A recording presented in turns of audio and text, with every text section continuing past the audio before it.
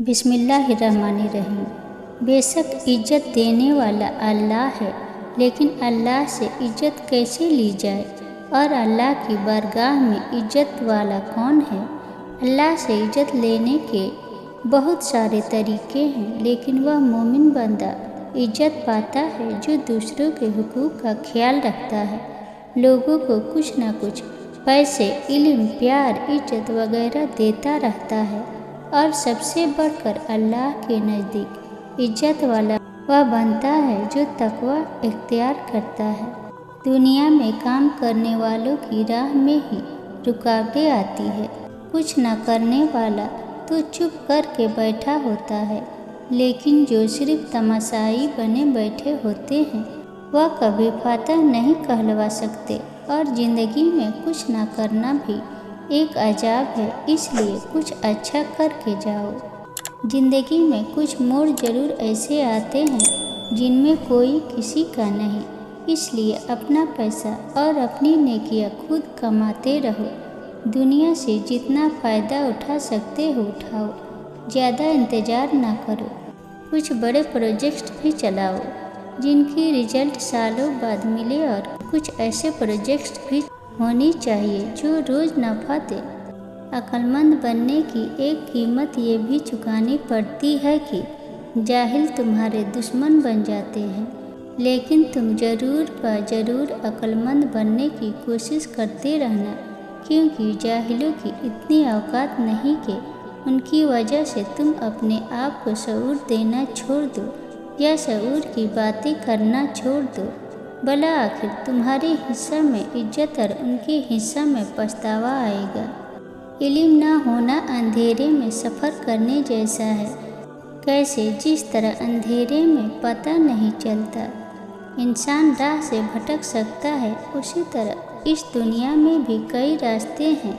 अगर इल्म ना होगा तो इंसान सीधे रास्ते से भटक जाएगा। उसे नफ्स, शैतान और दूसरे गुमराह लोग गलत रास्ते पर लगा देंगे और उसे पता ही नहीं चलेगा। इल्म होगा तो वह सही रास्ते का इंतखाब कर सकेगा। सहाबा रज़ियल्लाहु दीन की खातिर जान देने को भी शहादत समझते थे, इसलिए उन्होंने ज़िंदगियाँ जंग के मैदानों में गुजार दी और उन्हें कोई नहीं डरा सका। जबकि आज का मुसलमान दुनिया की अय्याशी चाहता है, इसलिए उसे हर कोई डरा देता है कि ये न छिन जाए, वह न छिन जाए। जब मकसद अल्लाह की खातिर सब कुछ कुर्बान करना हो तो फिर कोई क्या डराएगा। मुसलमान आज मुश्किल में क्यों है? मुसलमान मुश्किल में इसलिए है कि वह पूरे के पूरे इस्लाम पर अमल नहीं करते। पहली बात तो उन्हें इल्म ही बहुत थोड़ा है इस्लाम का, और फिर जो इल्म है उस पर अमल नहीं करते, और तो और गिड़गिड़ा कर अल्लाह से मांगते भी नहीं, और उन अमाल और इसबाब को इख्तियार नहीं करते जिनसे अल्लाह की मदद उतरती है, मसलन सब्र, नमाज वगैरह। और उन्होंने अपने मामलात की ज़िंदगी में नबी सल्लल्लाहु अलैहि वसल्लम के तरीक़ों के छोड़ दिया, सूद के निज़ाम को इख्तियार किया है, इबादत में बहुत ज़्यादा इख्तलाफात पैदा कर दिए हैं, और अमर बल मअरूफ और नहीं गनी अल मुनकर को मकसद के दर्जे में नहीं करते और दुनिया को बड़ी चीज़ समझने लग गए हैं।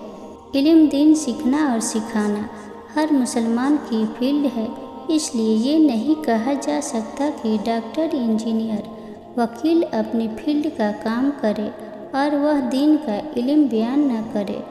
वह दरअसल अपनी फील्ड का ही काम कर रहे हैं जिसे उम्मत भुला बैठी है, और इतना भुला दिया है कि वह समझते हैं कि शायद ये सिर्फ मौलवियों का काम है।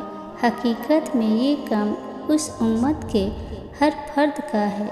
फिर हर कोई अपने इल्म के मुताबिक दलाइल की बुनियाद पर ही आगे बयान करे।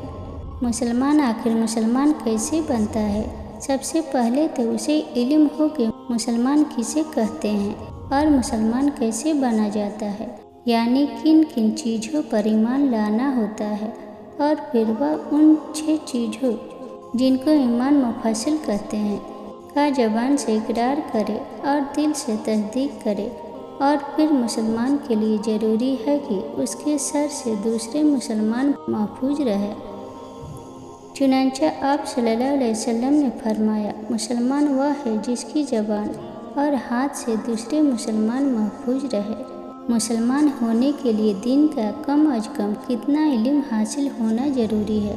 ایک مسلمان کے لیے یا ایک مسلمان ہونے کے لیے دین کا اتنا علم حاصل ہونا ضروری ہے کہ وہ قرآن کا بنیادی مقصد اور حضور صلی اللہ علیہ وسلم کی تعلیمات سمجھ سکے، حلال حرام، پاکی ناپاکی میں فرق کر سکے، عبادات کو درست طریقے سے انجام دے سکے اور اپنی زندگی اللہ اور اللہ کے رسول صلی اللہ علیہ وسلم کے احکامات کے مطابق گزار سکے۔